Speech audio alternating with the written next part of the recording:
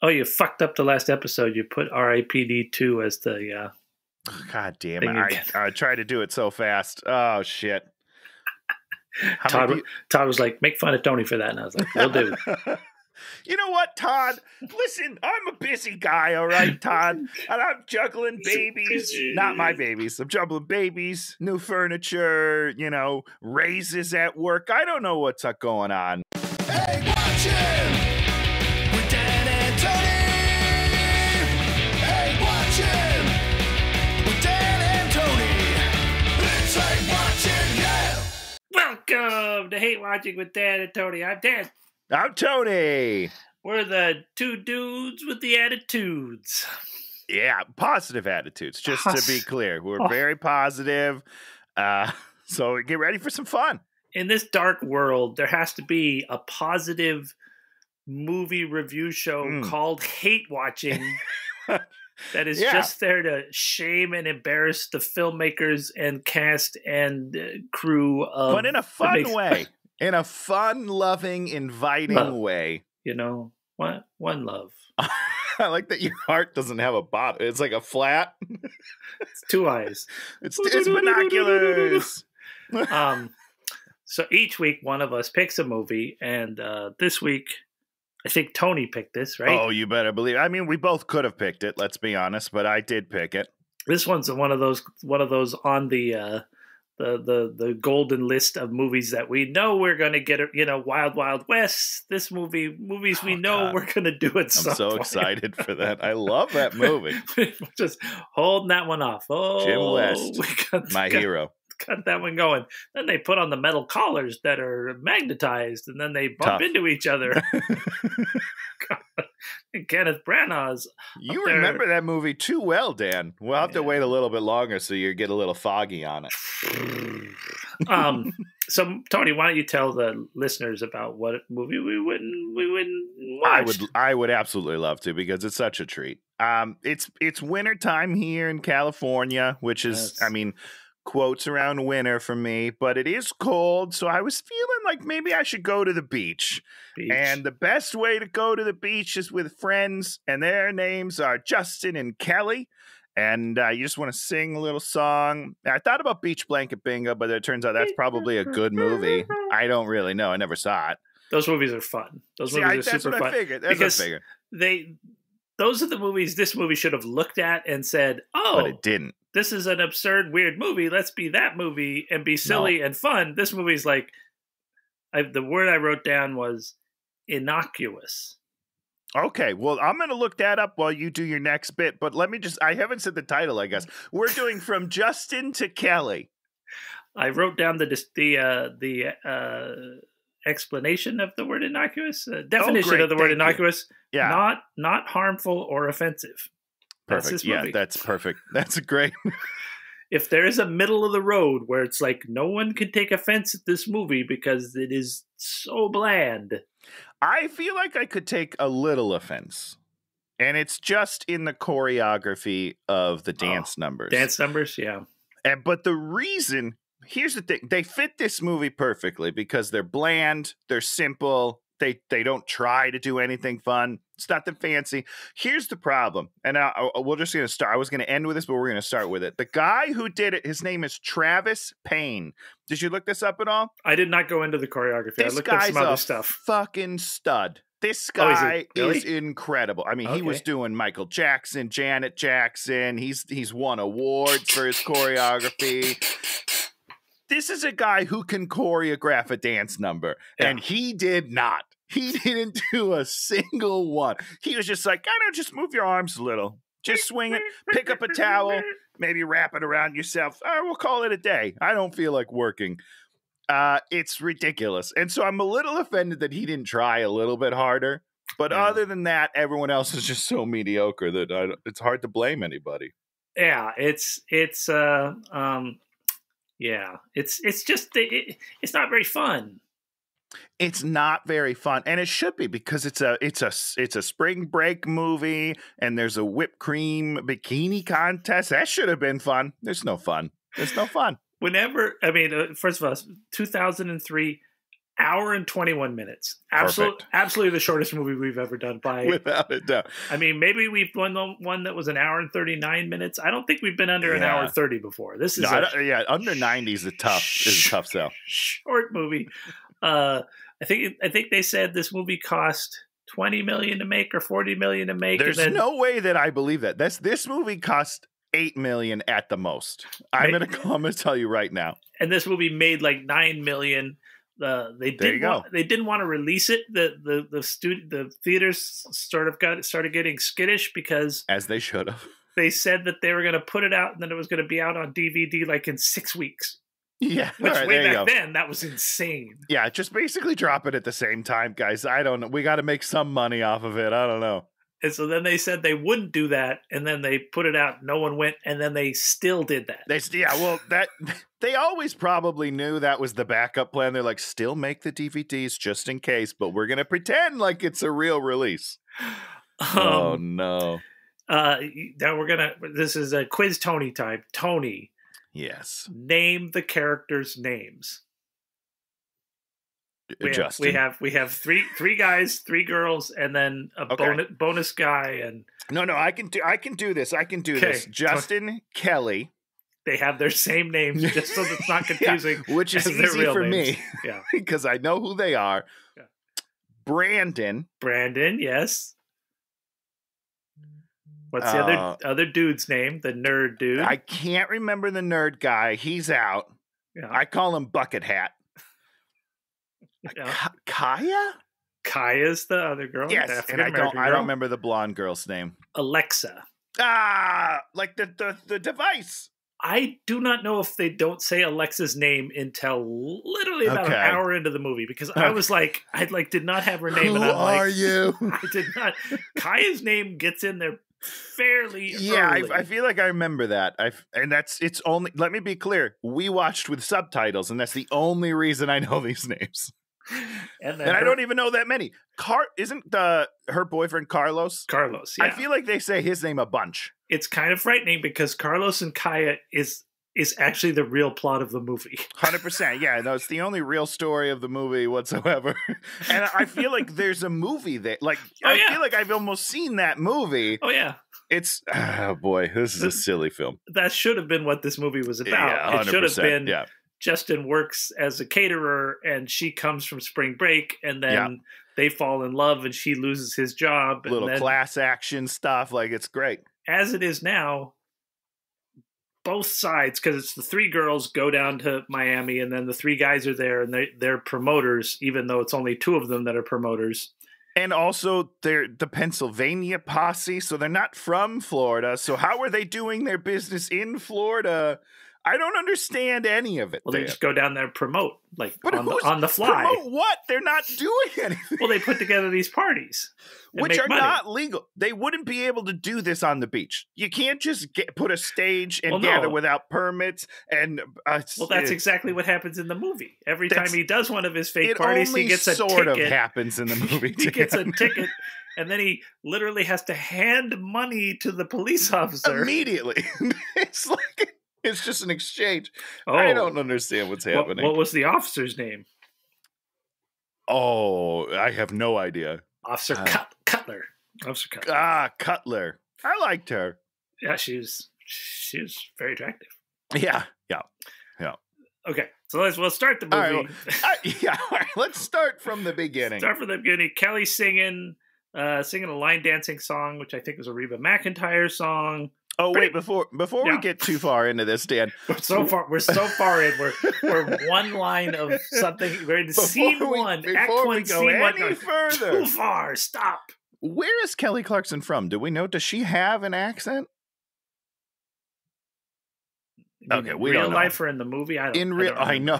In the movie, she's trying really hard, and for some reason, I thought she had an accent, but it sounds so fake in the movie that I got confused. But I don't know. Oh, right. One more little thing. Okay. Who do you think of all the co-stars and all the miscellaneous people in the back? Miscellaneous people. Who's the most successful of them? Oh boy, is it Carlos?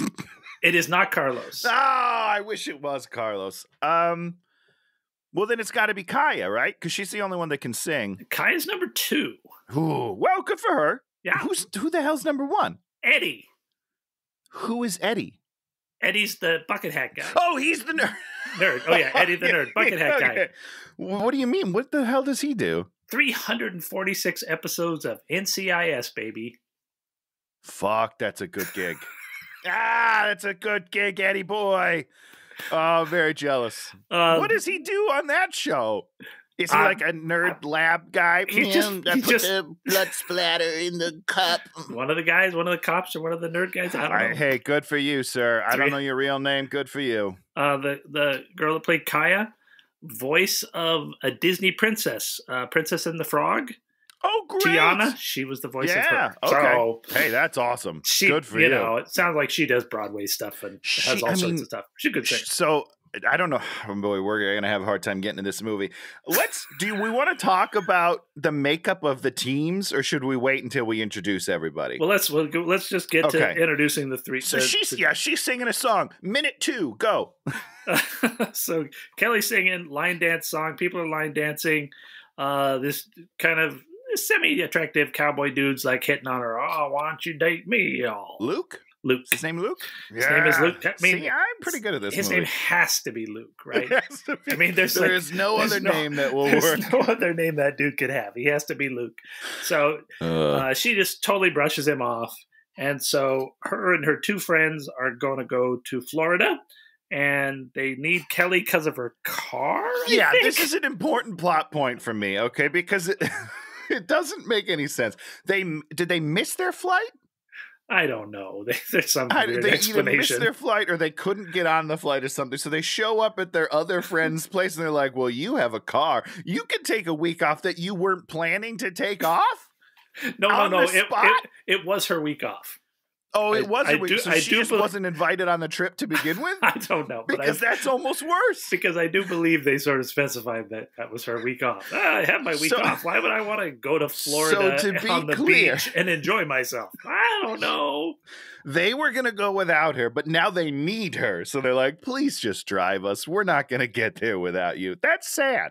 The other great thing is the country and western bar. She's literally the barmaid and just sort of walks up on stage, does songs, and then walks back up. Comes back. Well, there's only 3 people in the bar, so there's no way this thing is still running. Huge bar. No one except the Luke guy that's in love with her pays any attention. She's like, thank you for coming to all my shows, but I do not love you. But I don't like you at all, so stop coming. I want 0 audience members, please. I'm going to find an unattractive, uncharismatic guy randomly in a bathroom, and he's the guy I'm going to have the connection with for unknowable reasons. Luke is better. I would pick wise? Luke. I'd pick Luke any day of the week. Poor Justin. But then again, I will say Justin, although not charismatic, more charismatic than Luke. Luke was a rock. Yes, 100%. And I was thrilled when he almost died, but we'll get there. Okay, so they take the week off. She's going to take 23 bikinis. She's like, no. And then literally the next sentence, okay, I'll go. She has... She's got no backbone in this movie. She continually is like, no, okay, let's go. Let's do it. Wait, you said we're going on a date? Yes, I guess we're going on a date. I guess I'll do it. I have no way of making my own decisions, so let's do it. Then we cut into them doing the Go-Go's vacation with Kelly singing. Holy shit, it's terrible. Okay, let's just dive into this real quickly. So she's good, right? Kelly? Yeah. I thought a few of the songs were fine. But that's not good. Do you see what I'm saying? I agree. I thought some of them were fine. I was never like, oh man, she is a phenomenal singer in this movie. I know I've heard it other places, I feel. Yeah, she's a good singer. Yeah. But it's not showcased in this movie. And no. I feel like Kaya outshines her in the songs several times. Well, it seems like she was a Broadway classical, real trained singer and can really sing. But that's a problem. Yeah, I mean, that was one of my thoughts about this movie was everybody in this movie is talented, right? Talented. Maybe not everybody. Well, I mean, generally talented, generally attractive-ish. And it's like, you get this one shot for a lot of those people. And if you don't make it happen, you just fade away, right? Yeah. Oh, yeah. And big time. But what happened to this Brandon guy? He probably never worked again. I wrote under him crickets. Crickets. I think his was by far the thinnest of the thins. And what a great pair of abs he had. I'll just say that. Good for him. Yeah, not funny, not over, like not unattractive, but not, not looks you're like, oh, I'd hook up with him. Once we get through everybody, I want to talk about the team makeups. I just don't want to forget it. I always forget the things I want to talk about. This is a big one. So 3 dudes, Brandon, who's like kind of the head promoter guy, Justin, who's his sort of henchman bonus friend, and then Eddie, who's just their sort of comic relief, doesn't really have anything to do. He's sort of searching for someone he was talking to on the internet. And he's it's sort of a misconnections thing that is really weird. Sorta. Yeah. Yep. Dan, would these guys be friends? Let's be honest with ourselves. Would either of these 2 people be friends with Eddie? No. No, they wouldn't. I'm also not sure Justin would be friends with Brandon because Brandon is pretty sleazy, and Justin continually tells me he's not sleazy in this movie. Like, he says it. He doesn't show me anything, but he continually says, that's not me. That's not me. They sort of pitched that he used to be more sleazy, and now he's sort of cleaned up his act for an unknowable reason. So shouldn't that happen in the movie? Shouldn't we have like a Grease moment where he's cleaning himself up and she's kind of dirtying herself down? Isn't that kind of what we as opposed to him just telling me, he's like, well, now I'm better. I'm already better. I'm good to go. Well, sort of part of the thing that makes it complex is Brandon pushes the action, right? So Justin is incredibly passive, except in his general pursuit of Kelly. And so by him Which is still pretty passive. Yeah. But by making him passive in the party promoting, it just makes him not in charge of his own destiny, sort of. Brandon's always just like, okay, here's the next party, get out there. And basically we follow this format where it's like we have a scene where they're handing out flyers, and then we have a scene where we're at the event. And that's sort of the way the movie cycles through. Yeah, that's their pitter-patter. Yeah. But there's never like, okay, Brandon, you're point man on the bikini contest, and none of the parties actually mean anything. So we don't really ever get to dig into them. Yeah, that's true. That's true. So your point is they don't seem like friends. I don't buy them as friends. I just don't. I don't know. It's a weird group of guys, but it's cool. It's cool, man. So the guys are staying at the Dunes Motel. We're about 10 minutes in. This is the point at which I realize I've seen this movie before. Wait, what?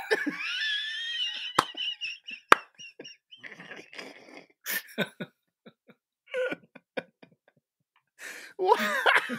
Yeah, absolutely watched it at some point because it was on. I was like, seen this movie. Must have been on HBO, and I was like, oh shit, I got to watch that. I always wanted to see that. I must have sat there. I think I saw the whole thing. I just remember a few. I remember the bikini thing. Maybe I just watched the first half. I have no idea, but I've seen part of this movie for sure. Boy, I realized I've seen this movie. Oh, that's good stuff, Dan. Well, I hope the second viewing was more enjoyable than the first. This is a good movie to watch. Very instructive. Let's be careful with the words we send out to people. We have a DJ on the beach, giant meat market, and then we go into a music video. Basically, hold on. What's the meat market? Is that a metaphor? Yeah, I mean, it's just all the human beings are meat. Got it. To be meat just for the mill. Just for the mill. All right. They do a fine song. This song was fine. I was like, okay, this one's okay. Did this one make sense? Because some of the songs don't make sense to the action that's around the song.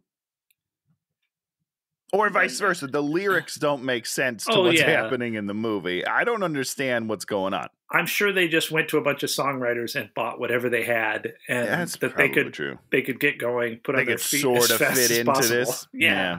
I mean, yeah, I mean, there's nothing here that you're like, oh wow, was this the breakout hit on the soundtrack? By the way, didn't ever put out the soundtrack because the movie did so terrible. That's probably a good call. There's nothing on here that I would ever listen to again. I'm not gonna lie to you. No.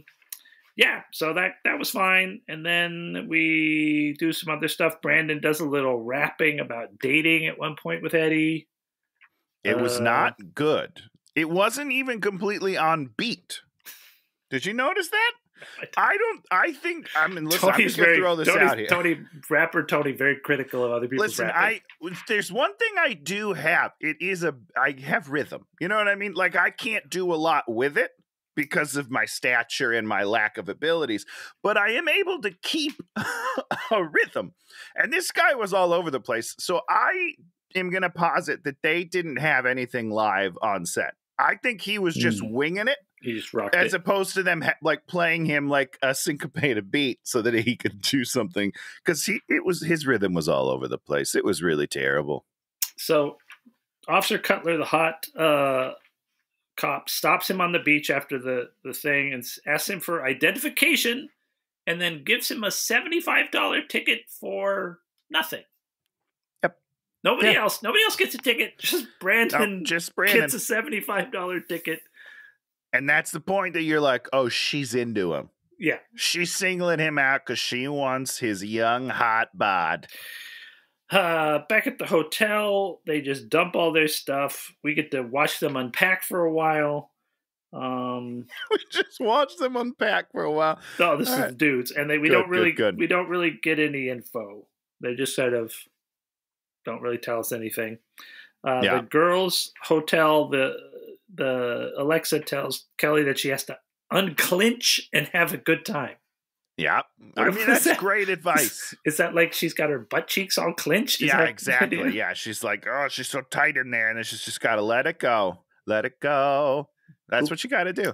Dan, over the floor. Hold on. You know what we need to talk about real quick is the lyrics of the beach song. I just remembered there's a moment, because this is why it's weird to me, is that they're both like walking through the beach, both groups of people, right? Yeah. And then Justin and Kelly see each other. Okay, have a moment. They have a moment, but the words are as follows. I've been watching you a while is a direct quote from Justin to Kelly when they're singing. I was no, you haven't. No, yeah. This is your first moment seeing each other. That is true. If you want me to believe that you've been eyeing each other, you have to show me that on the beach where they're like making goo-goo eyes at each other. You're licking. It didn't make any sense because I've been looking for you for a while, but I love you, love you, love you. But they haven't been. And then in the next scene that we're in right now, where the girls are talking, Alexa, blonde, right? Alexa, nailed it. She's like, hey, that curly guy was pretty cute, but he was eyeing you up. And then Kelly's like, no, he wasn't. But in the song, he told you that he was. It doesn't make any sense. There's no through line in these two scenes. They don't make any sense together. Well, and I think they make a plan to meet up later in the song. Isn't that part of the song? We're like, well, I'm going to find you later, girl. Like I said, this is why I wasn't hired for the movie, by the way. I don't listen to the lyrics mostly. You don't listen? Well, I don't listen. I was reading them. The damn subtitles. So subtitles ruin everything. Kelly's in denial of the love. She felt of the love, but she agreed to meet him later, so she wasn't in denial. I don't think she agreed to meet him. Dan, I think that she did. We need to rewatch this movie. Even if she said it in the song, that doesn't mean she actually did it. But okay, wait. So you're saying the songs don't matter? Well, like if she's singing, she's looking at Justin going, "I will meet you later." That's more of like an affirmation that she's going to meet him later, as opposed to, "Hey, Justin, I will meet you later." That's a plan we've made. Okay, you're. No, I mean really. You're putting inflections into it. I mean, you're acting too much, Dan. All right, this is too much for this movie. Do you want to talk about the acting at all? Did we see any? Actually, you know what? Carlos was good. Carlos was great. I thought he was charming. I thought he was fun, and I thought he played his part very well. I also liked Alexa. I thought she was pretty good. Yeah, she was fine. A horrible character that doesn't make any sense, which we'll talk about. But I thought she was pretty good. Yeah, she was fine. So Justin's like, later, boys, I'm going to go look for Kelly. And then we have another party with dancing and another duet. Was it Justin and Kelly duet again? Is this their date on the boat already? No, not at all. Okay. It's not, you know what else happened? This is when they're prowling and doing a duet from opposite sides, and it's not too late to call my name, and they can't find each other even in this very small crowd. Yes. Yeah. Okay. Let's talk about this for a second, Dan, because multiple times they walk right by each other. All they have to do is look left or right. These people who are looking for people are just looking straight ahead. They got blinders on. Terrible lookers. They would be the worst hide and seek team of all time. Yeah, we want to play them in paintball. Did you know there's a laser tag place in Glendale?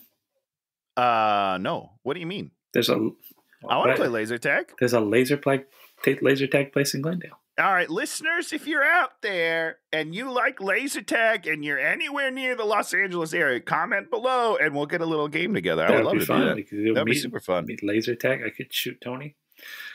That'd be very cathartic for you, Dan. We did it one time, and I remember, like, I got the advantage or whatever. I knew where the enemies were, and I just went in there and I shot them all execution style, right?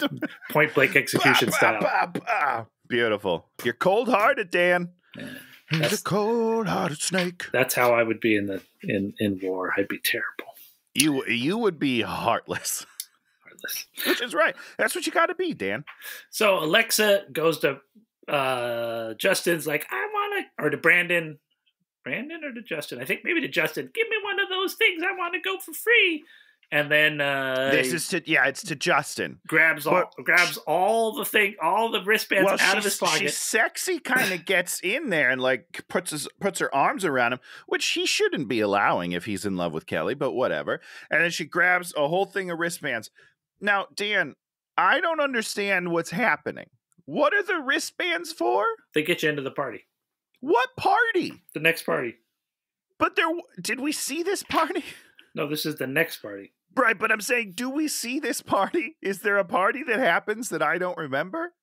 Oh, no, it just gets you in the party that they're already in, the party where they're circling looking for each other. Get you into that party. So isn't Alexa already in the party? No, she's outside the party, wants to get in the party. To look for Justin, who's looking for Kelly in the party. But he also has the wristbands for He's got all the wristbands. He's in the party. I don't understand what's happening, Dan. It seems like you want to have the wristband scene before the scene where there's the party. Right, because you hand those out. You're like, oh, hey, you're good looking. Come to my party for free. He's already in the I don't understand the promotion. I don't think their business is good.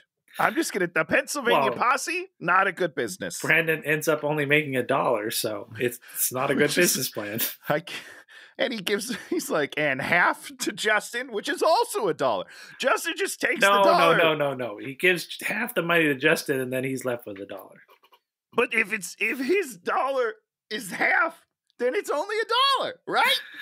So the girls are chasing. They're chasing Justin, and so he goes and has to hide in the restroom where Kelly is using the restroom.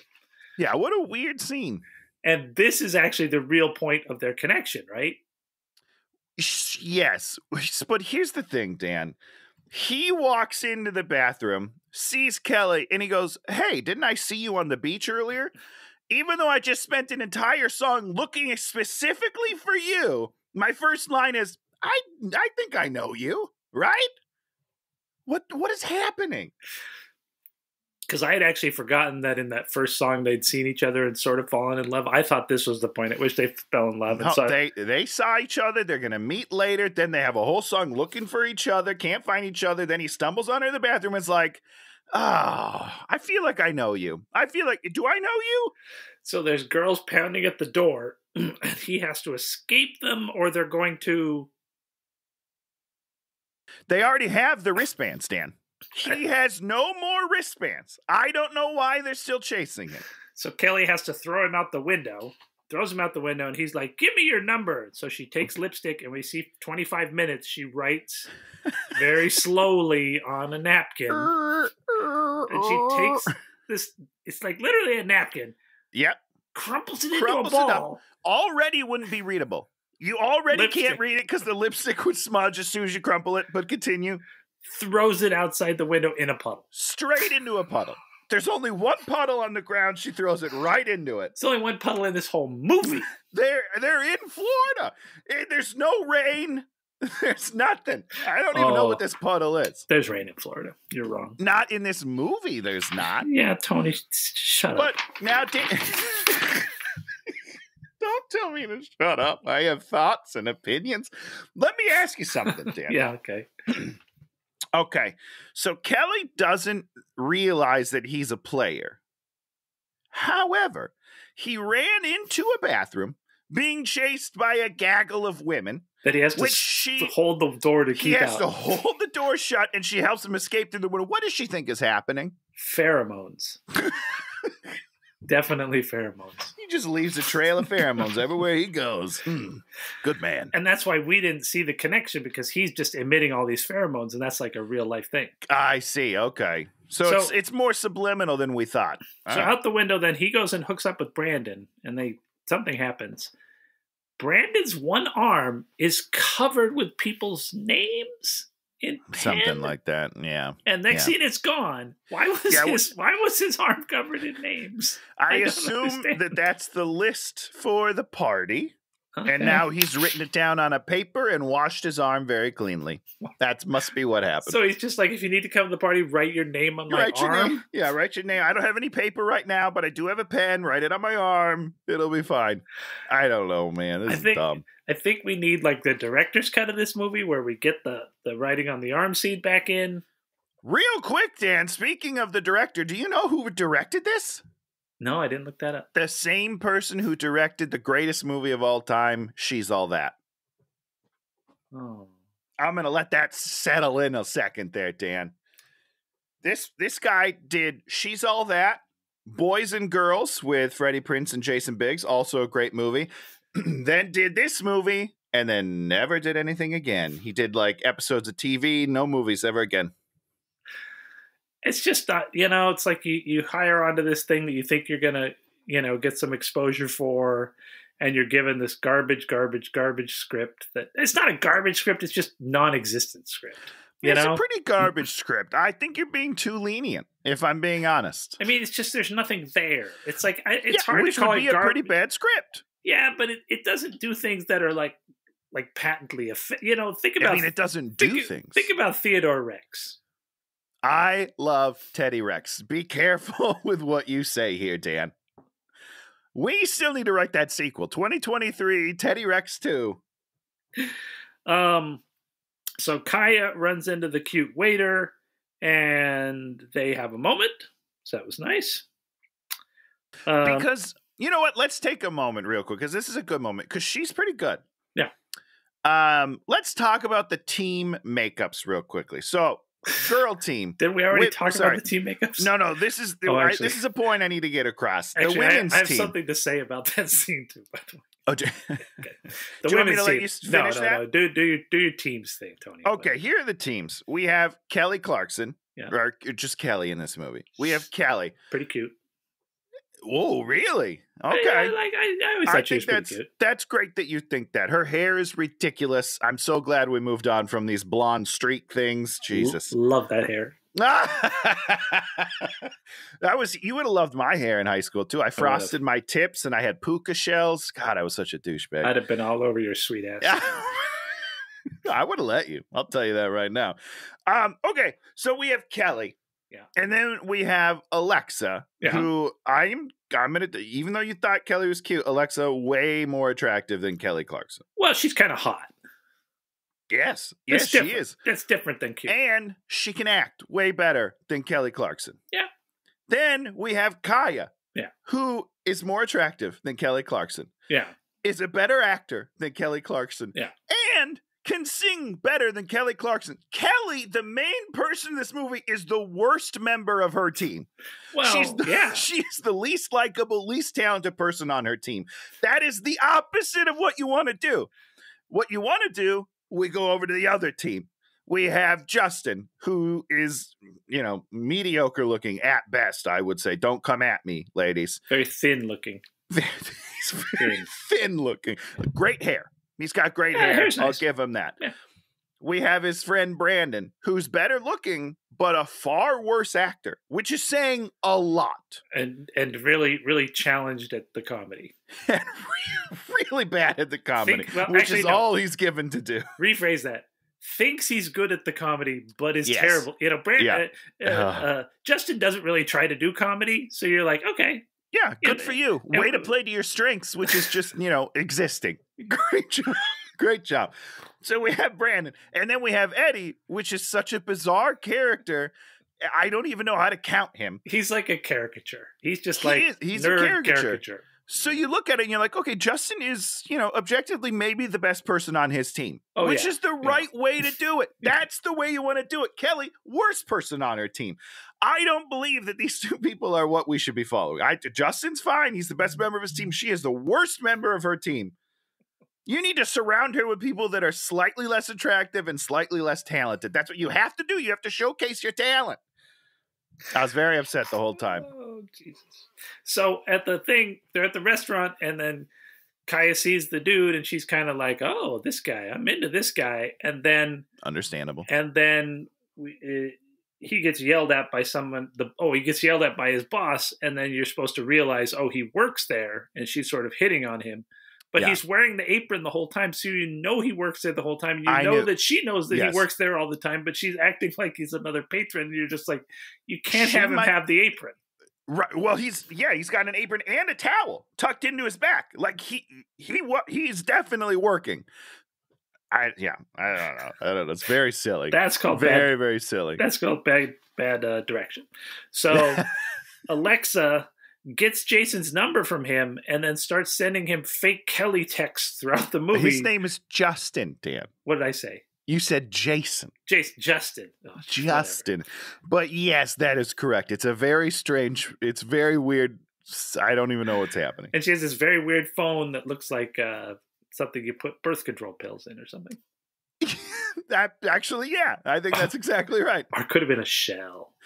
No, don't bring back the shell phone. I'm going to lose my shit. I don't want to ever talk about that movie again. It Follows is the worst movie of all time. Oh, I will. There was some good looking scenes. No, there's zero good. There's zero good in the movie. I don't care what you say. The more I think about it, the more I hate it. Tony, you love that movie because that guy's having sex with his mom. It was pretty hot. It was a pretty hot scene. She tackles him. She's got him on. I love it. I love it. You're absolutely right. Such a fucking weirdo. You brought it up, Dan. Okay, so wait, hold on. We gotta talk about, because I don't understand. I need you to explain to me why this is happening. Why is Alexa suddenly trying to steal Justin? Well, she explains it at the end. It's like, that is not an explanation to me. She can have sex with any person, but Kelly's nice, and so people actually like her, so she wanted to steal what people want. And how does that make sense?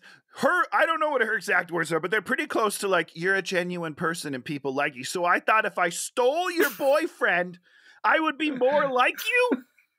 What are you talking about? That doesn't make any sense. Well, that's kind of like the thing like in ancient civilizations where they think if they eat the heart of the animal, it gives them the power of the animal. If she were to consume Kelly, she would become a better person. That's, I'll believe that sooner than I believe stealing your boyfriend makes me a better person. So I'm talking to Shannon, and she's all like, oh, this new thing we got to watch. It's about cannibalism. And I'm like, what is with the cannibalism? And she's like, oh yeah, Gen Z, they got to go full. They love the cannibalism. They love the cannibalism because they have to go full taboo because everything's been done. So they have to figure out how to go one step further. And that's why cannibalism, the hot thing. You know what? That actually does kind of make sense.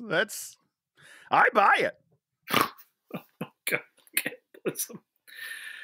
Okay, Kaya pursues the waiter, gets his number. They make a date. They go to the secret club at 8 p.m. Why did I write down at 8 p.m. with an exclamation point? Because that's a ridiculous time to go to a secret club. You should be going at like midnight. This isn't even it doesn't seem like a secret club at all. It's an 8 o'clock. It's just an evening. No, what happens is they enter like through, a junkyard, and then they're in a normal club, which actually in Miami, I'll go through normal doors too. They quite literally enter through a shipping container And then they're inside a giant ass club. It doesn't make any sense. It doesn't make any sense at all. So they're dancing, they're singing, Cubana Club. You're getting into it.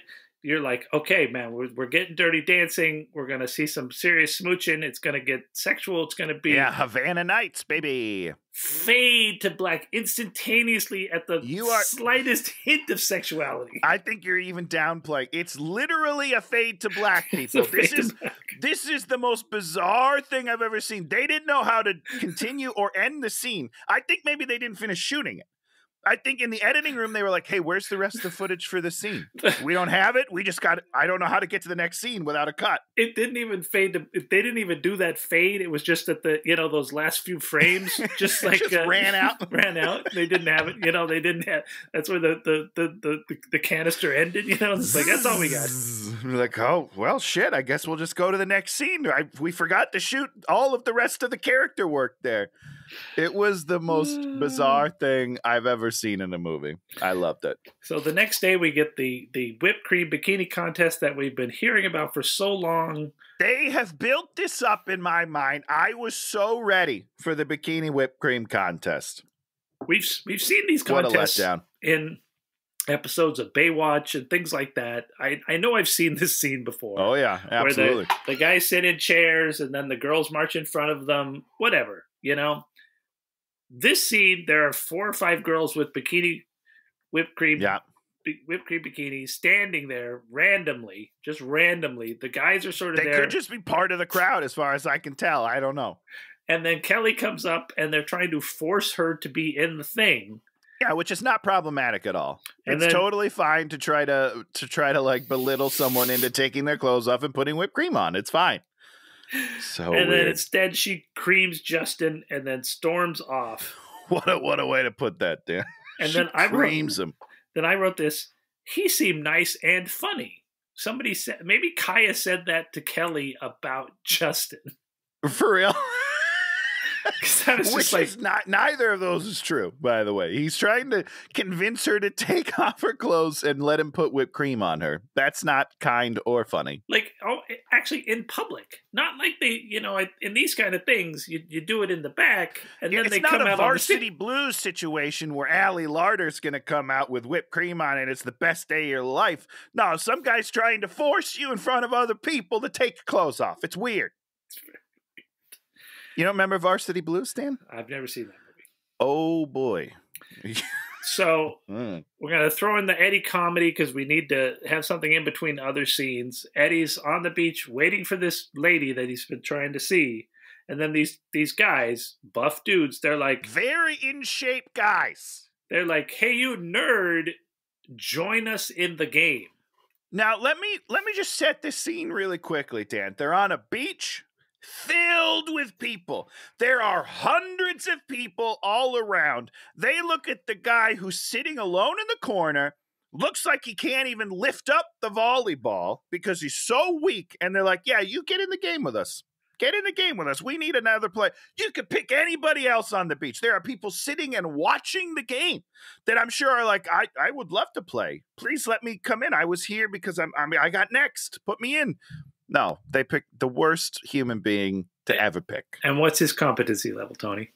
-50. He's terrible. He fails instantaneously and thus misses the girl that he's been trying to see. I thought for sure there was going to be, it was like a redemption moment for him where all of a sudden he's going to be like, oh, wow, I'm actually kind of good at this. And then he was going to make real friends because those other guys, not his real friends. Or at least, start shedding this personality that they put, I'm 100%. I have to play. I've taken off my hat. The next scene, I need to get a tan. I've taken off my shirt and I'm buff. You're like, oh, he's buff. And I thought for sure, like, this is where I thought this part was going. I thought Eddie was going to slowly become cooler and then get a real girl in real life.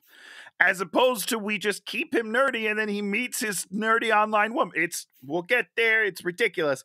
But I don't understand. He's not going through anything. There's no story for him. No. I thought he was going to get like slowly cooler and cooler and then girls are going to be interested. And it's like, oh, I can stop talking about my made up girlfriend. It's called a runner, Tony. I can't run. Yeah. So I'll never do it. Misconnection. Justin and Kelly fight again. And what's this one about? Oh, this is where she goes to get a burger. He follows her. They fight. He squirts hot sauce all over her, and then he pressures her into a date by saying, "Okay, see you at 5 at the marina," and then walks off. And then she's all like, "Wait. Oh, I guess I have to go to the marina at 5 o'clock." The date. First of all, he said we're still on for the marina because he made the date with Alexa on the text messages. That's what it is. Okay. And she has a moment where she goes, "Wait, still on?" But then just drops it. She never thinks about it again. Someone already has a date for you. You don't even think about that. She just shows up to the boat and it's like, everything's normal. So dumb. This lady, first of all, this is how you get murdered. She just shows up at places she doesn't know where she's supposed to be. But I want to talk about the hot sauce for a second. So he's like hitting on her. Yeah. And she's like, "Oh, I think you're kind of a player. Like, I don't want to be with you." And then he drops the hot sauce, a whole bottle of hot sauce on her, by the way. It's so much hot sauce. She needs to clean that up right away because that stuff is going to sting. But then he goes, "Oh, I'm not nearly as nerdy as it looks like I am right now." It's just, that's not the problem, Justin. She thinks you're a player. You should play up the nerdiness. If anything, don't belittle your nerdiness. Don't be like, "Oh, I'm actually a really cool guy and I get tons of ladies. Don't worry." Doesn't make any sense. I love Tony's dating advice to fictional characters in the movies. Listen, let Justin, me tell you how you're really going to get her. Let me have your ear for a minute, Justin. I'll show you how to get the babe. You're like the guy in The Hottie and the Naughty. You know, you've got the booklet, the folder. I would love to be Greg from Hottie and the Naughty. You know that guy. Yeah, I do know that guy. He's actually a really nice guy. Did I tell you he had a heart attack not too long ago? 2 years, last year, 2 years ago in the pandemic. Shouldn't be laughing. No, he's good. He's better. He's better now. He's better. He's touring again because he's a stand-up. But like, it was scary. He had a heart attack on stage. It's fucked up, man. So he's, we're trying to get in shape, and I'm not doing it. He's doing great. Yeah, what are you gonna do? Then Officer Cutler meets Brandon on the thing, gives him a ticket again for no permit, and then so he loses all that money. Yeah, I guess. Do you want to talk about the boat trip, Tony? The boat date? Oh, geez. Okay, so Justin and Kelly are meeting at the marina for their date. First of all, that's a great date. I'll say that right away. They show up in matching white costumes. Why are they both all in white? First, I don't understand this, Dan. I don't understand what's happening. And it's kind of like loungewear. They're both wearing sort of loungewear. It's not boat wear. No. It's for sure not like, "Oh, I'm going on a boat. I'm going to wear some." He could be wearing like a little cute captain's, love that. I love this. And she could be like little first mate and be like, "Oh, this could get very sexy." Yeah, but it's not. Spoiler alert, it's not going to be sexy because they get on this boat and they drive and they sing a shitty song. They never even look at each other. She's looking off into the ocean, sitting in front of him in the boat. He's looking in the horizon, making sure he's steering well. And they're singing a song to each other. They never make any contact whatsoever on the whole date. Lots of shots of them going past the houses on the side of the canal that they're on at a very low rate. Very low rate. So slow. They're going so slow. He does not need to be that fixated on the horizon. He could spend some time looking at his date. I'm just going to throw that out there. He should have been like over there, like singing to her, and then the boat should have crashed, and that should have ended the thing. I love it. Both are dead. End of the movie. Oh, so funny. It's ridiculous. I just loved it. I just loved it. Lines include, "Look, there's something going on between us. It's a terrible song." But what? They're not even talking. There's nothing going on between you. You can't even make eye contact. That's what I wrote. About as exciting as a slow boat ride. So they captured it nicely, actually. Yeah, good job, the right guys. Metaphor for the song and the relationship. We're going to maybe get somewhere someday. Not today, though. Not today, my friends. So Kaya goes to visit Carlos at work and then backtalks his boss, and Carlos gets fired. Which is, classic rich people. She doesn't understand the working world, and she's like, "You need to treat him with respect, just like everyone treats me with respect just because I have money and influence and power and stuff." And then, he's fired immediately. But not enough money to rent a car. So Justin. And you know what? They're not old enough to rent a car. You got to be 21, 24, 21. What, they're supposed to be like 17? What are you talking about? They are drinking, I get. What, it's spring break. They're not in high school. It's definitely college. Man, maybe you're right. All right, I tried. I tried. So Jason takes Kelly back to her place. I just called him Jason, Tony. You're supposed to yell at me. Dan, I was going to let it slide. I think you're starting to lose it a little bit. So He's just like, let that go. Just be like, he'll get to the next scene. It'll be fine. Poor Justin. You can't even remember the guy's name. They have a goodnight handshake. Very, very pleasant. Yeah. It's actually the first and only kind of cute moment because she's like waiting for something and he's too awkward to do it and then just kind of shake hands and go. I thought I was like, oh, what a nice little scene. I never say that again in this movie. Margarita party. Brandon does some rapping. Alexa gets drinks dumped on her. It's a 2-minute scene. Why is this scene in the movie, Dan? It's 2 minutes long. And it's what is happening? She's trying. Okay, so just let's go back to she's trying to get in. There's a bouncer or something. How is he hiring a bouncer? First of all, he doesn't make any money on these ventures. How is he hiring a bouncer? He made $1,000 on this party, Tony. Not after he paid the bouncer for the night of work. No, he had $1,000. Anyhow, he made $1,000. That's net profit. Net profit. All right. So she's trying to get in, and she's like, hey, let me in. I'm a friend of the promoter. Let me in. And then she gets in, and then she's like, bye, bitches. And then drinks get poured on her, and then the scene's over. What was the point of this? I don't understand what's happening. Doesn't even have our main characters. They don't do anything. It doesn't progress any of the stories. Nope. It's not funny. Oh, boy. So the next day, Brandon has made $1,000. He has it in his hand. Then this big, weird bully guy comes up that he had problems with earlier because of some girl. And his girlfriend went to a party. I don't know. Yeah, he hit on this guy's girlfriend, and then he's like, now I'm going to punch you in the face. And now he's there, and he's angry because he didn't get in the party for free or something. Yeah, well, because the bouncer let his girlfriend in, but then wouldn't let him in or something. So Brandon runs, and he runs into this booth of stuff, and then he has to pay the police officer $1,000. Right, which is not correct, first of all, because he didn't break the police officer's merchandise. He broke someone else's merchandise, owes them probably way more than $1,000. If they're selling that shit near the beach, they mark those prices up. But he just gives her the money. What, there's beach prices?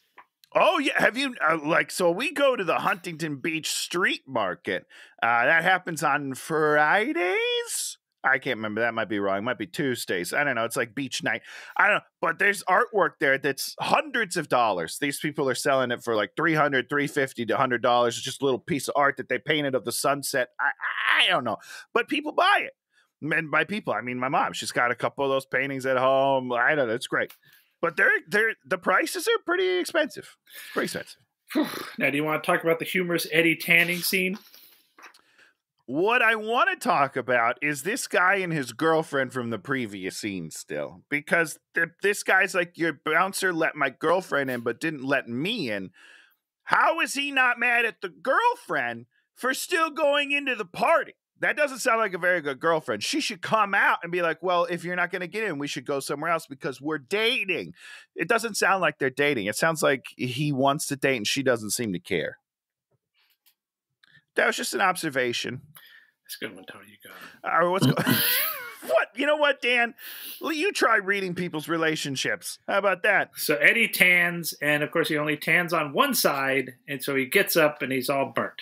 Now, Dan, is that something that people don't know, that you have to turn over to get an even tan? Is that like not common knowledge? I mean, this was a little extreme, but I remember one time I got a terrible tan, but because you fell asleep, probably, right? No, just didn't. Okay, well, Dan, you got to take care of your skin better. All right, here we go. That skin cancer ain't no joke. Here's what I want to talk about, Dan. Yeah. Does he wake up? Is he awake yet? Well, yeah, he's okay. He wakes up and is walking down the beach, and here's what he's saying. Hey, nice tan, huh? Hey, looks pretty good. Why would you say that about your own tan? What's happening here? Why is he promoting his own tan to other people? More importantly, why would you promote your tan to other people that you haven't even looked at? You don't even... He's like, just blindly thinking he did a good job. What an idiot. Like, check out these great texts. What texts? Oh, look at these great texts I did. These ones right here. Look at this. Oh, boy, this guy's an idiot. So now we have Alexa goes to the bar, and then she gets to her big song, which is her Wish Upon a Star song with her and just a bunch of men. A lot of men. It's a solid number. The song's terrible. I don't mind, what's happening. What is she wishing on a star for, Dan? Justin. Why? Because she wants to be Kelly. None of this makes any sense to me. She's like, I'm gonna wish on a star for nothing. It's dumb. But then Justin shows up and she hits on him hard. Oh yeah, she hits on him hard. Kelly was waiting alone where she's supposed to meet him. Kaya shows up and says it wasn't meant to be, and then they're like, let's go partying. So it's like, what a weird... Again, she just gets talked into doing something she wouldn't normally do by her friend, who just goes, well, if he thinks you're a party girl, let's give him a party girl. So we know some dirty dancing is coming down. Oh yeah, it's gonna be real dirty, real sexy. Now we have the most confounding scene in the entire movie. Oh, okay. Eddie's in the hotel. Oh, Jesus. Yeah, big muscle you're right. dude comes in there and attacks him. You're absolutely right. Why does the muscle dude attack him? Because Brandon is dating his girlfriend? No, because I don't know. This guy has a girlfriend named Inga. Which we've never met. We have never seen this woman in this movie before. So he's mistaken Eddie for Brandon? Is that what's happened? Yeah, and here's why you're confused on this, Dan. Let me explain to you why you're confused. Because the guy comes in and is like, hey, you're dating my girlfriend. And Eddie's like, no, I'm not. I'm looking for an internet woman. And then he's like, well, Brandon, you're this. And he's like, I'm not Brandon. But then he only says I'm not Brandon one time, and then the rest of the time pretends to be Brandon, dating his girlfriend in order to talk this guy out of being mad? It doesn't make any fucking sense, Dan. I assume that this guy was the internet girl's boyfriend. It's a great assumption. You would be wrong. All right? Because this guy thinks that Brandon probably is dating her, let's be honest. That guy is hitting on Inga hard. Yeah. It's just so weird because Eddie should just be like, well, I'm not Brandon, but maybe you should listen to your girlfriend and talk to her. Like, it's weird because the whole thing is him giving a relationship advice, even though he's Eddie and he doesn't know how to be in a relationship. Whatever. He should tell him he's not Brandon. It's weird. He continues to pretend he's Brandon for no reason. Very dumb. But here's my most confounding part. When Alexa and Justin are on the date, has the kiss happened yet? No, it hasn't happened yet. Okay. Has it happened yet? I'm going to put a pin in it then. No, you're right. I think it's later.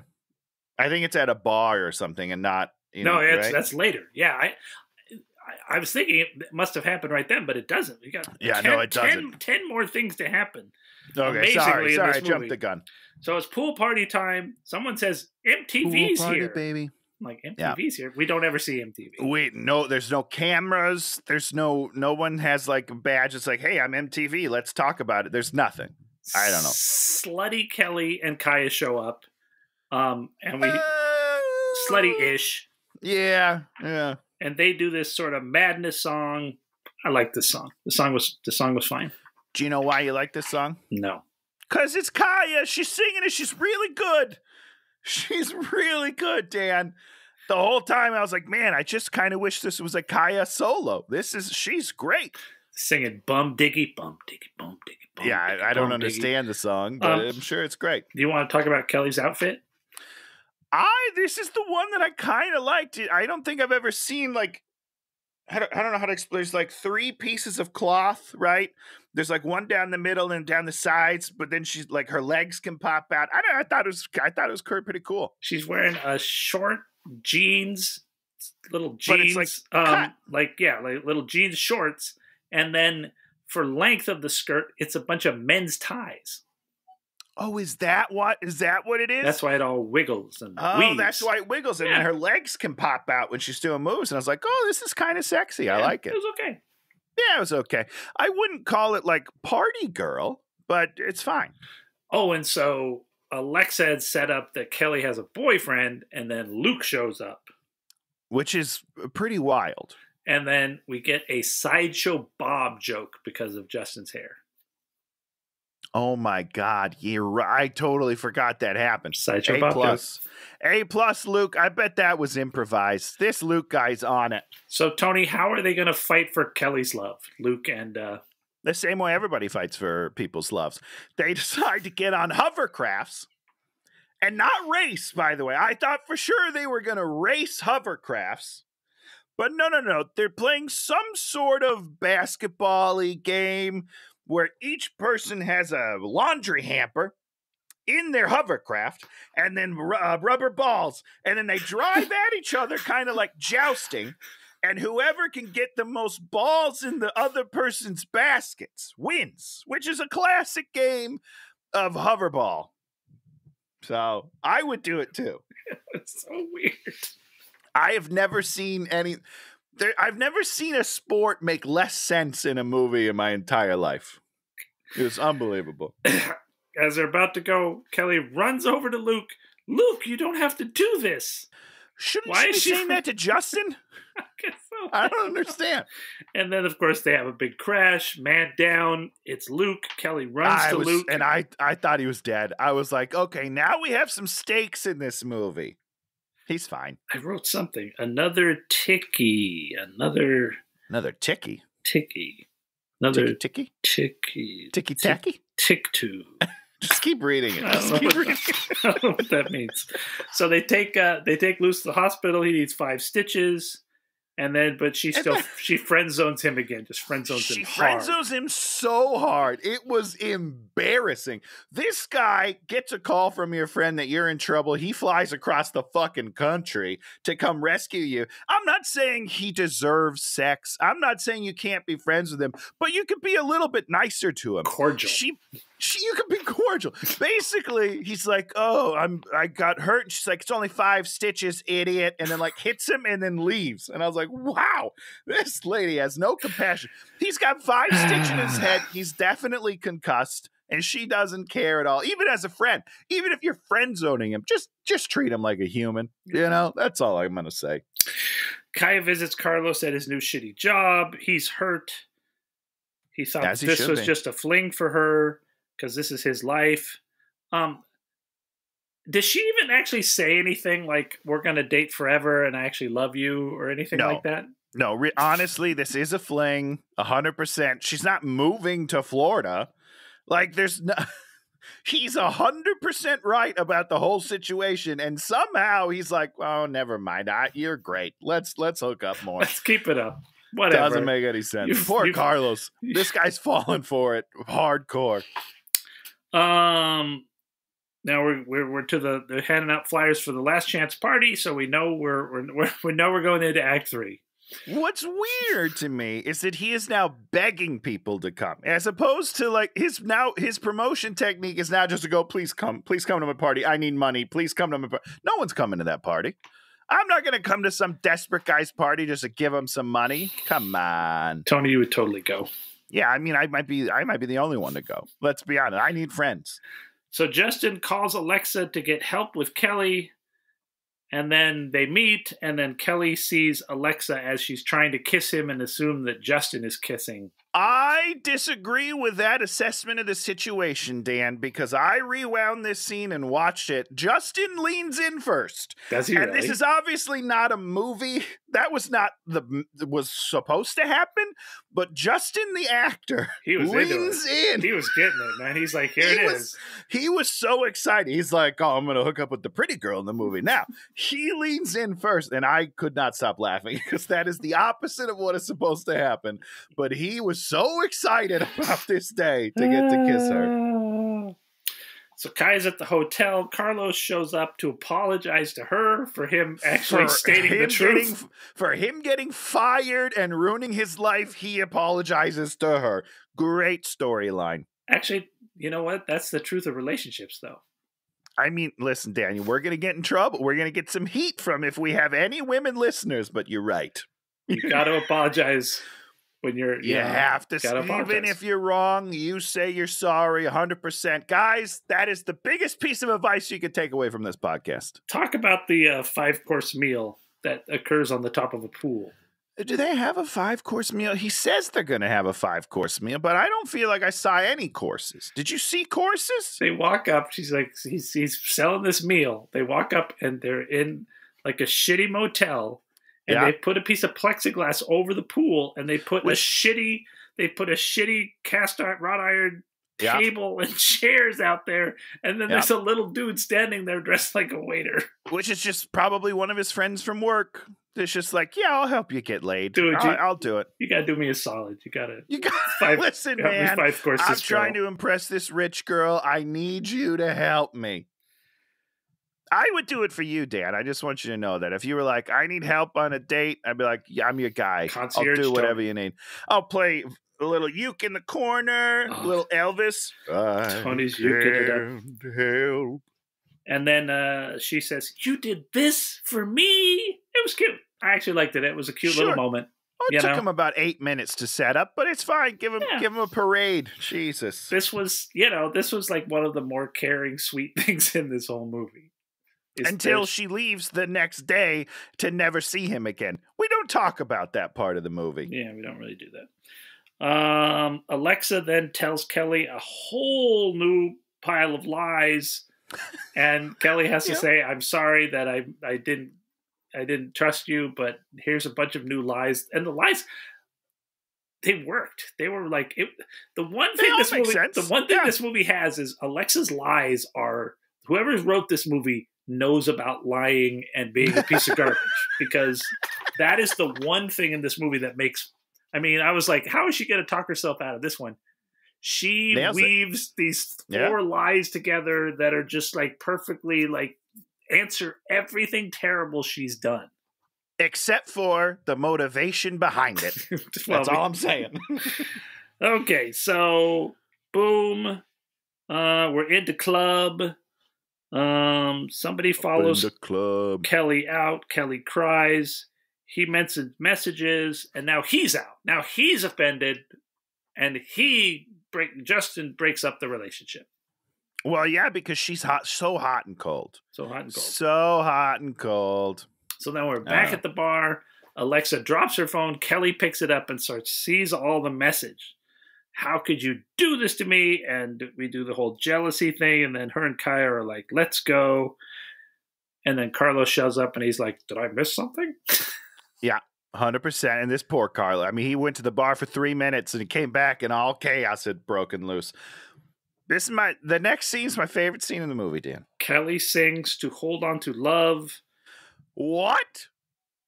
What? This song doesn't make any sense here. That is not what's happening in this movie at all. Like some of the words are like, I'm gonna chase for you, I'm gonna find you, I love you, we gotta hang on to what we got. She's not doing shit. She's just walking down the beach, man. She's not looking for him. She's not she's doing nothing. This song doesn't make a lick of sense. And then he just finds her. He shows up. She's not looking for him. What about? I was very upset. What about her outfit? You must have liked that.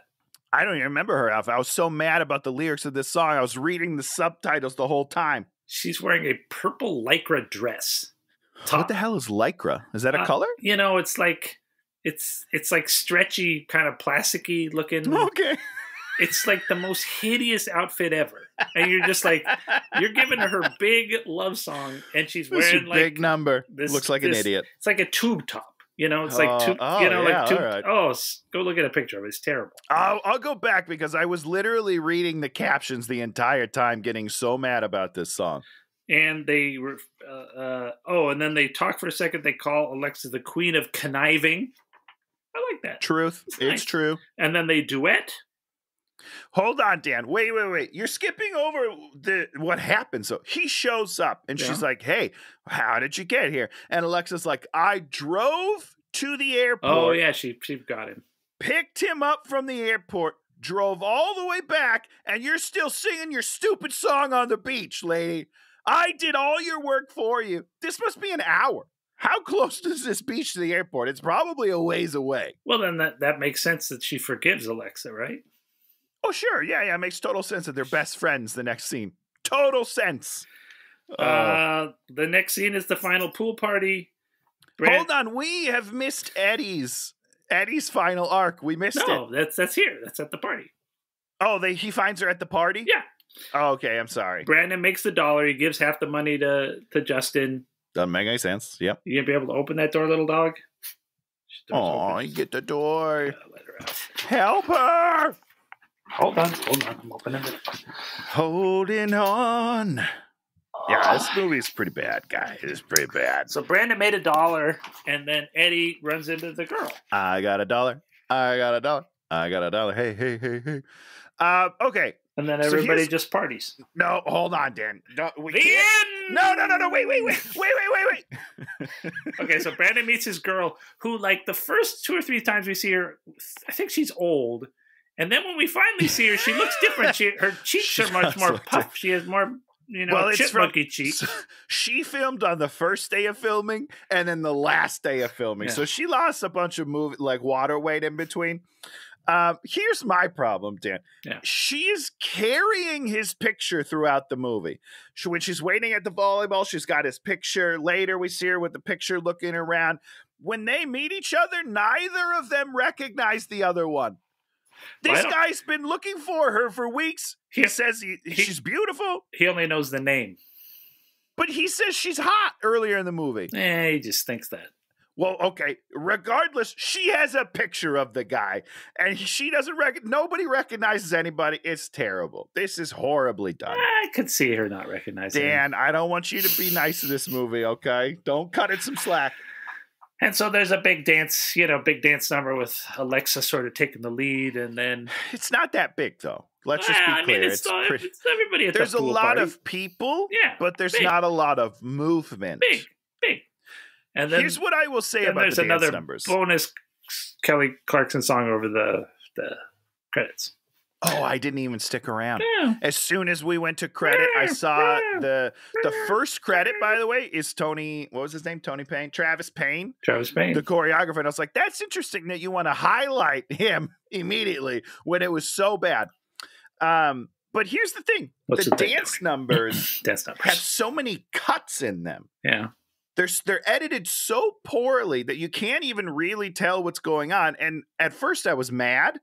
But then by the end of the movie, I was like, oh, I get it. The dance numbers are so boring that they need to put movement in the cuts as opposed to the actual dancing to make it seem like something's happening. So at first I was mad at the editor, and now I think he almost saved the movie, but he didn't. He tried really hard, so I hope that guy's still working. Yeah. So, in the pantheon of bad movies, this movie never made me angry. Yeah, no. I mean, I brought up a couple points that I got angry, but for the most part, it's pretty harmless. Yeah, it's pretty silly, and I enjoyed myself. I had a great time watching it. I'm not gonna lie to you. Yeah. So, people like to dogpile on this movie, but I think it's just that this is like a straight to DVD kind of movie for sure. They were trying to do a certain sort of thing with, and it's not a thing they should have been trying to do with it. 100%. Listen, this is not even close to the worst movie we've ever watched. Not even close. So it's fine. One more interesting thing of note, I thought the woman who wrote this also wrote Spice World, which I thought made a lot of sense. Yeah, that makes sense. Spice World's a lot more fun, though. Yes. Well, I think the Spice Girls are just more fun. I think that probably helps a lot. You know? It does help having Spice Girls around. Yeah. My life would be better with more Spice Girls. That's all I'm going to say. So now we talk about something we liked this week. Just did the first 2 episodes of The Last of Us on HBO.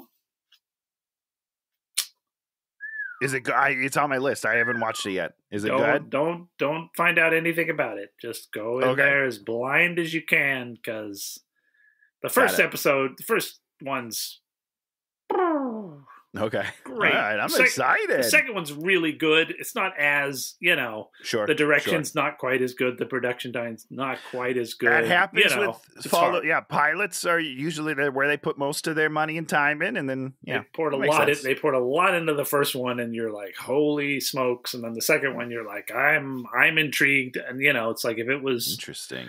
And I also watched the whole thing of Fleischman is in Trouble. How is that? Because I want to see it. Someone's in that I like Jesse a lot. Eisenberg is the one of the guy. Side guys. I don't know. And then Claire Danes is the wife, and I watched the whole thing in like 2 days or 3 days. Okay. I loved it. It was great. Interesting. Oh, good. Another thing you should know nothing about to go into. I knew a little something about it, and I won't say it ruined it, but it sort of took one edge something off of fun it. away. Yeah. Okay. Interesting. Just really good, interesting about people, and just the storytelling technique I really liked. Really, really nice. All right, I'm excited. There's some great stuff out there to watch on television because movies stink. Although we've been watching some great movies too. Oh, last thing. Whoa, turned into a big dot there for a second. Yeah, did you see that? That was really scary. My camera, I think, unhooked for a second. If you have Netflix, you should go watch the documentary The Pez Outlaw. Is it about Pez dispensers? It's about Pez dispensers. I'm in. It's actually a guy I know and a guy I've dealt with, and has a number of other people in it that I've dealt with over the years, and so it's pretty fun to watch it. From the insider perspective. But I love it. Shannon was like, "What is this? I don't want to watch this." And I was like, "Go play on your phone." And then of course she ended up watching the whole thing. Because and it's a really well made documentary too. In addition to being very interesting. I'll definitely watch that for sure. So I have 3 things. That's a lot of things. I only have 1 thing. And one of them was a movie, so there you go. And none of mine are even visual. So Dan's going to get mad at me about that. But I don't even know what this is called. It's a podcast. I have one more thing. Oh my God. Trader Joe's has movie theater popcorn in a bag. Are you shitting me? All right, I'm going to Trader Joe's today. So good. I am going to Trader Joe's today. That's very exciting. Is it just called movie popcorn? Okay. I'll know it. Okay. I'm excited. They also have great meatballs. If you haven't had Trader Joe's meatballs, they're also very, very good. So meatballs and popcorn. Good news. There's a dream. That's a good dinner right there. Okay, Tony, what do you got? Okay. So what I have it's a podcast, but it's not like a podcast. I'm trying to see what they call it. Do you listen to it on your podcast? You do, but it's like a narrative. It's a podcast. It's like an audio movie type thing. That's what most podcasts are. No, podcasts are like us talking to each other. First of all, it's called Batman Unburied. And the guy from Black Panther is Batman, which is great. Lance Reddick is somebody else in the series. I can't actually say it without giving away anything. So it's a drama podcast, basically. Yeah. And it's cool. I've never listened to one of these before, and we listened to it on our 7-hour trip back yesterday, and it is awesome. Did you drive? It is really cool. You drove to Sacramento? Why did you do that? They have planes. They have these aerial planes. But planes are expensive. Oh, are they? Are they expensive to fly to Sacramento? Yeah, it was like $200 just to get up to Sacramento, and instead, it's a tank and a half of gas with my hybrid. Oh, thank you, Hyundai. Ooh, Tony, Mr. Tesla. Yeah, but it's a long time. But this thing was really cool. It's the voiceovers are incredible. Very good. And I've never listened to something like this, and I will again. I'll find something else. What was it called? This one's called Batman Unburied. There's a couple other Batman ones. There's a Wolverine one that I have lined up now. I'm excited. Some good stuff. Now's the point at which I get to pick our movie for next week. Oh boy. I'm like, I don't even know where I got this one. I was just like fiddling around, and then like, boom, here this movie pops up, and I'm like, what is this movie? I've never heard of this movie. This is it. I'm like, this is my movie. 2015. Good year. That's a great year for us, yeah. I'm going to be stunned if you've heard of this movie. Interesting. I'm going to pretend I have either way. Watch this. Seventh Son. Oh, I love Seventh Son. Oh, it's so good with Antonio Banderas and Jude Law. Jeff Bridges. Damn.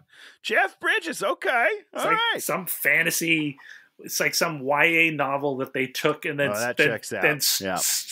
Took all the stuff that's actually in the novel and threw it in the trash and then made a piece of garbage. I'm excited. That's good. That's a good move, guys. It's got to be bad. All the reviews are like, this is not like what it's supposed to be. All right, Seventh Son. Oh, there you are. There you are, my friend. Okay. You have not heard of that movie, have you? I have not heard of this. No, I have no idea what this is. Who's this lead guy? He's kind of cute. It's the weird guys that you hire for these YA movies that just fail out of existence. Just bland, semi-good-looking people. Yeah, I'm excited. Somebody pitched this, and they're like, Julianne Moore. Julianne Moore buried in there. And I am excited. The Vanderkamp woman, what's her name? Vanderkamp. Emily Vanderkamp? No, there's a woman named Vidkamp or something. You've heard of Vikander. Alicia Vikander. Feels like I've heard of her. I think you have. Yeah. Let me click on her right now. Alicia. Yeah. She's the Danish girl, Ex Machina, the man from U.N.C.L.E., Jason Bourne. She's Tomb Raider. She's the new Tomb Raider from 2018. She's having a great time. She is crushing it. Let's see how personality free she is in this movie. I'm excited. Before we get on to doing all of her other movies, which I'm sure are terrible. 100%. Good find, Dan. This is nice. Yeah, I was like, what is this movie I've never heard of? Well, I'm excited. Good for you. So that's where we're going next week. Join us, everybody. What a journey. So if you like what you see, give us a check mark and verify us and leave us some comments. A blue check mark on Twitter. Someone give it to us. Someone give us a check mark. We don't even have a Twitter account. I think we do. have a Twitter account. I think it's D&T, Hate Watching DAT. Yep, Hate Watching DAT. So follow us, everybody. I've not posted on there in a long, long, long time. No, we do not do a good job of promotion. Everybody follow us. We don't have an Instagram, but follow us there as well. But it's gonna be great. Thank you for all you people that do watch and listen. We have a good time doing this show, and it's good to know that there are a few people that enjoy what we do. Friends and family. So we'll be back next week with another scintillating hour-and-a-half review of a movie that's shorter than an hour and a half. That no one has ever seen. Seventh Son. Seventh Son, baby. And goodbye, everybody.